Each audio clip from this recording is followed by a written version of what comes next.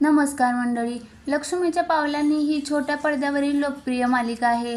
Star प्रवाह या वाहिनीवर सुरू असलेल्या या मालिकेला अल्पावधीतच प्रेक्षकांचं प्रेम मिळालं. या मालिकेतील कलाकारांवरही प्रेक्षक भरभरून प्रेम करतात. अभिनेता अक्षय कोठारे आणि अभिनेत्री ईशा केसकर यांच्या या मालिकेत मुख्य भूमिका आहेत. मालिका रंजक वळणावर असताना अचानक लक्ष्मीच्या पावलांनी मधील एका कलाकाराने एक्झिट घेतली आहे. या मालिकेत रोहिणी आणि तिचा मुलगा राहुल खलनायिकेची भूमिका साकारत आहेत. आता राहुल ही भूमिका साकारणारा अभिनेता ध्रुव दातार याने मालिकेतून एक्झिट घेतली आहे. ध्रुवने लक्ष्मीच्या पावलांनी मालिका सोडली. सोशल मीडियावर पोस्ट शेअर करत याबाबत त्याने चाहत्यांना माहिती दिली. मालिकेच्या सेटवरील कलाकारांचे काही फोटो ध्रुवने शेअर केले.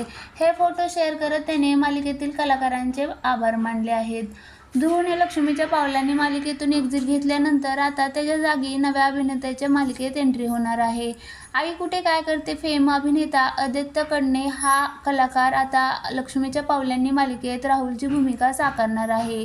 आदित्यने आई कुठे काय करते मध्ये ईशाचा बॉयफ्रेंड साहिलची भूमिका साकारली होती.